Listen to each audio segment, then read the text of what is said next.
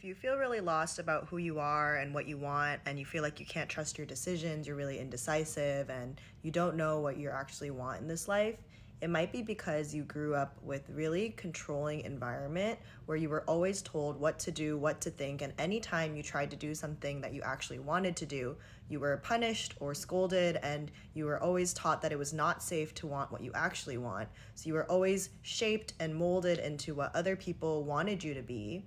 And you were taught as a protective mechanism to suppress your intuition, to not think about what you actually want.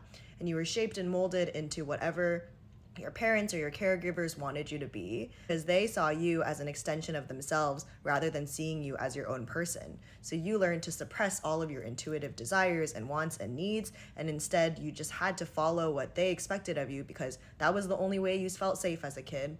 And a lot of us, those subconscious beliefs are programmed into us from age 7, 6 years old, and then we carry that into our lives, and then we grow up and become adults and we're on our own, and we are wondering now, why do I not know what I want? Why is it so hard for me to make a decision? I feel so disconnected from what I want. I feel like I'm always not sure of what next step to take.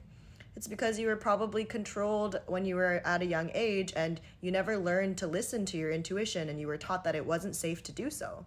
So then now when you become older, you feel so disconnected from yourself because you've been living what everyone else wants you to live for so long that you don't even know what you want anymore. It's so normal that you might feel lost because you were taught that it wasn't safe to trust your own intuition and to do what you believe is right. And you know at your core what you want, but you've avoided listening to that voice for so long that you're separate from it now. And I find this especially difficult for people who grew up with parents who did not allow you to individuate. They forced you to be an extension of themselves because they saw you as someone that they birthed or they raised, so they saw you as almost like a product of theirs. They treated you like you were just an extension of them, and so whatever they want is what you should want, instead of recognizing that you are your own person and you are supposed to, and it's so normal to have your own desires and wants and needs that probably don't align with them because you're a different person, you're a different human, you are not them. And I think that before you have this realization, you might feel really disconnected with yourself. Like, why do I not know what I want? Why do I not even know what my dreams are? Maybe you have a really hard time making difficult decisions. Maybe even the small decisions are hard to make, like what to eat in a restaurant, because you don't know how to trust your gut because you were raised to believe that it wasn't safe to do so. You were raised to believe that every single time that you do something that you want or you speak your needs, you get in trouble, love gets taken away, you get punished, you get scolded, whatever it is. As a protection mechanism, you learned, oh, I need to suppress my own wants and do what everyone else expects of me because that is how I stay safe. That is how I keep the love, the peace. That is how I am okay. And the reality is that so many of us are so disconnected from who we really are, who we want to be, what we care about, what our dreams are, because of this suppression that started from such a young age.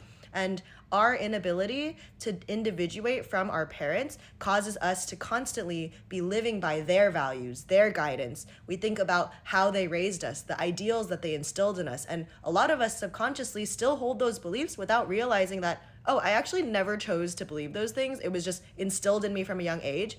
But now that I'm older, now I have my own agency and my own life. I have my own control to be able to choose differently. If I don't want to live by those fear-based values of you have to just be stable and money will bring you happiness, like if I don't want to live by that, I don't have to live by that anymore. I can choose differently. I have my own life. But until you wake up and recognize that you have been living by someone else's values your entire life, you will not be able to individuate because you have to first develop the awareness and realize like, oh my gosh, like I am not living in alignment with who I want to actually be. I feel so confused all the time because I've been living for someone else. I've been living someone else's story for me, but I am my own person. I am not my parents. I don't have to live the way that they have raised me to live.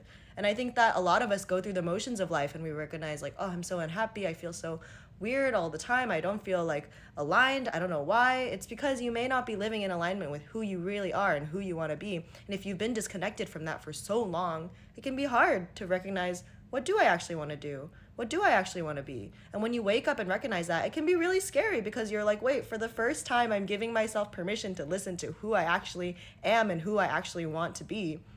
And it starts with baby steps. If it feels overwhelming, it starts with getting to trust yourself. Trust yourself in small, tiny moments. When you are walking on the street, notice the tiny urges that you have to like pop into this store, or maybe you're at a restaurant and you have this urge to order this new thing that you've never ordered before, or that you want to like for some reason listen to this new song that you've never heard, and no, but you always listen to these songs when you get ready in the morning. Like allowing yourself to listen to those tiny little urges adds up so much, because the more you listen to that little tiny voice inside of you that is really trying to be like, hey, this is what I want, hey, this is what I want to try, if you listen to that voice over and over and over again, it will build up into bigger actions. Maybe the next time it'll be what home you choose, maybe the next time it'll be what job you take. And as you learn to trust your gut and not just listen to the combination of all the voices around you, you will come home to yourself, and it'll be such a beautiful feeling to know who you are, to come home to yourself, and to finally align with the you who has always been within you, just waiting to be seen, to be discovered, and to be loved.